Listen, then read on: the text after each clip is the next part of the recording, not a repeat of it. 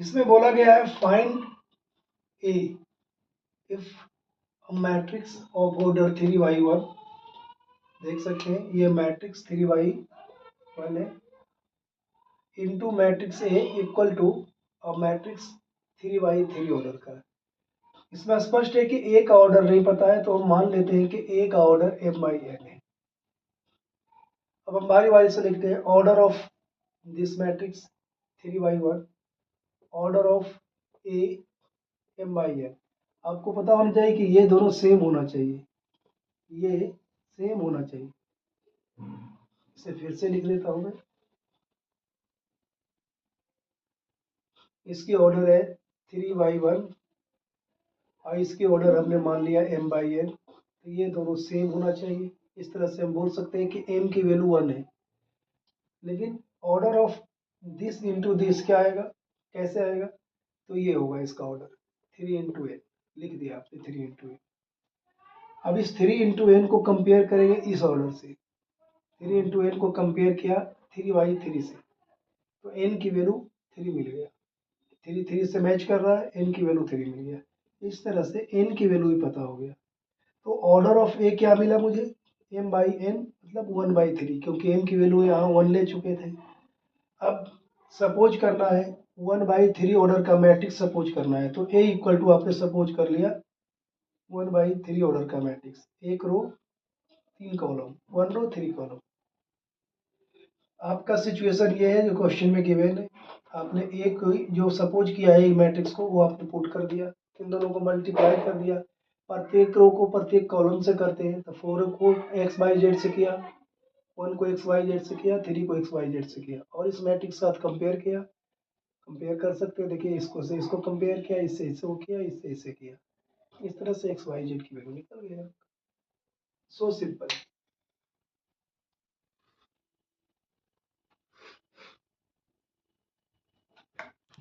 तो आइए हम नेक्स्ट इंपॉर्टेंट क्वेश्चन को देखते हैं कि नेक्स्ट इंपॉर्टेंट क्वेश्चन क्या है। बोला है find the image of the point, this ये पॉइंट है, ऑन द लाइन, इस लाइन के रिस्पेक्ट में इस पॉइंट का इमेज फाइंड करना है।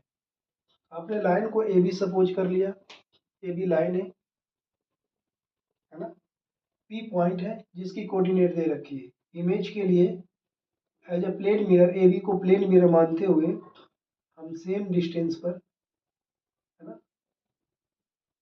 पी के इमेज को कंसीडर कर लेते हैं पी डैश के फॉर्म में। क्या है मालूम नहीं, देखते हैं। सबसे पहले इक्वेशन ऑफ हम लाइन लिखेंगे, equation of line A B, x/1 y/2 z/3, इसके इक्वल में लैम्डा ले सपोज कर लेते हैं, तो x की वैल्यू लैम्डा, y की वैल्यू 2 लैम्डा, z की वैल्यू 3 लैम्डा। तो ये इस पॉइंट का पॉइंट ऑफ इंटरसेक्शन का मिल गया, या मान लो यहाँ पर पॉइंट m है, तो कोऑर्डिनेट ऑफ m मिल गया, कोऑर्डिनेट ऑफ m क्या मिला, लैम्डा 2 लैम्डा 3 लैम्डा। जब लाइन पर कोई पॉइंट होता है तो आप इसे कोई स्केलर क्वांटिटी लेकर, इसका कोई स्केलर क्वांटिटी लेकर के आप इस पॉइंट को फाइंड आउट कर सकते हैं इस लाइन के थ्रू। तो m मिल गया आपके पास, क्या मिला, लैम्डा 2 लैम्डा 3 लैम्डा, ये मिल गया m। अब p की जो इमेज है, ये क्या है, इमेज p की इमेज है वो p डैश है। इसे हम कैसे फाइंड करेंगे, हमारे पास इसको इमेज को मानने के लिए कुछ इमेज तो होना चाहिए, पता होना चाहिए, हमें मालूम नहीं है तो सपोज कर लेते हैं ये a है, b है, c है, ऐसा सपोज कर लिया, ठीक है। अब सबसे पहले ये देखना है कि PM परपेंडिकुलर AB है, तो परपेंडिकुलर AB है, तो इस कंसेप्ट को हम अप्लाई करें कि एक लाइन दूसरे पर परपेंडिकुलर होता है, तो इसकी जो डायरेक्शन रेशियो होता है दोनों लाइन की, उन दोनों का प्रोडक्ट, जैसे A1 A2 B1 B2 C1 C2 equal to 0 लेते हैं, जिसमें A1 B1 C1 इसकी डायरेक्शन रेशियो है PM की, और AB की डायरेक्शन रेशियो हम मान लिए क्या, A2 B2 C2। But actually में A1 ए बी की डायरेक्शन रेशियो क्या है, पी एम की डायरेक्शन रेशियो क्या है, ये पता होना चाहिए हमें। तो आप देख सकते हैं कि इसमें इसकी डायरेक्शन रेशियो निकालना आसान है। जैसे हम पी एम की डायरेक्शन रेशियो निकालना चाहें तो क्या निकलेगा, लैम्डा माइनस 1, और ए टू ए बी की डायरेक्शन रेशियो, तो ए बी की डायरेक्शन रेशियो 1 है, बी वन 2 लैम्डा माइनस 0 मतलब 2 लैम्डा, और बी टू 2 है क्योंकि ए बी की डायरेक्शन रेशियो ये है। C one C two, P M में से पी एम 3 लैम्डा में से 0 माइनस करेंगे तो हमें पी एम की डायरेक्शन रेशियो में ये 3 लैम्डा मिलेगा, और सी टू तो ये 3 है, इक्वल 0। यस, अब आप इसे सॉल्व करते हैं तो आपको मिलता है lambda minus 1 plus 4 lambda plus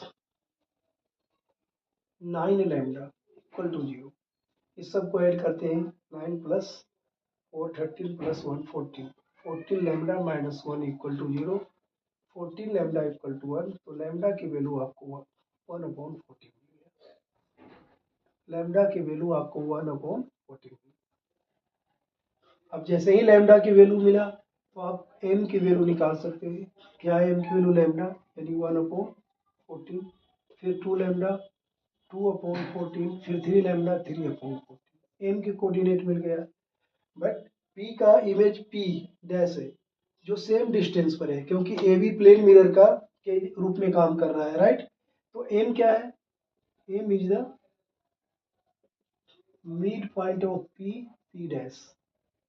तो मिड पॉइंट की कोऑर्डिनेट क्या होता है एक्चुअली में, mid coordinate of mid point अगर हम जानना चाहें, कोऑर्डिनेट ऑफ मिड पॉइंट, तो कोऑर्डिनेट क्या होता है मिड पॉइंट का, x1 है ना, x1 प्लस x2 अपॉन में 2, y1 प्लस y2 अपॉन में 2, z1 प्लस z2 अपॉन में 2, ये इसकी कोऑर्डिनेट हो सकती है, ये है ना। बट एम की कोऑर्डिनेट तो हम ऑलरेडी भी फाइंड कर चुके हैं, तो हम इसे कंपेयर करें कैसे। कोऑर्डिनेट ऑफ मिड पॉइंट, किसका मिड पॉइंट है, coordinate of mid point of P P dash. एक मिड पॉइंट आप पहले से निकाल चुके हैं जो 1/14 है, 2/14 है, 3/14 है, और ये चूंकि एम मिड पॉइंट है तो इससे भी इसके कोऑर्डिनेट है इसके कोऑर्डिनेट को कंपेयर कर करके x1 x2 के रूप में लिख सकते हैं। तो क्या मिलेगा, 1/a अपॉन में 2, ये आएगा b अपॉन में 2, और ये आएगा c अपॉन में 2।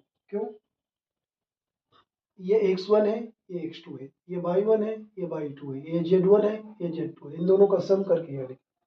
अब आप कंपेयर करते हैं 1/14 से ही कंपेयर कर लीजिए 1/1 प्लस a अपॉन 2 को, तो बहुत ही आसानी से आपको इसका जवाब मिल जाएगा। क्या, कितना मिल रहा है, अगर इसे डिवाइड करते हैं तो ये 7 आएगा, 1/7 इक्वल टू 1 प्लस ए, है ना, 1 प्लस ए। तो ए की वैल्यू क्या आएगा, 1/7 माइनस 1 माइनस 6/7, ये ए की वैल्यू आ गया, है ना।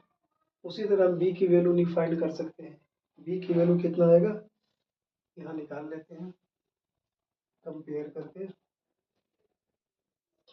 b/2 इक्वल टू है 2/14, है ना। और जब हम इसे सॉल्व करते हैं तो b की वैल्यू हमें मिलता है 2 2 जा 4, 2 से कैंसिल हो गया तो 2/7, c/2 इक्वल टू 3/14, c की वैल्यू 2 3 जा 6, 2 से इसे डिवाइड करते हैं 3/7।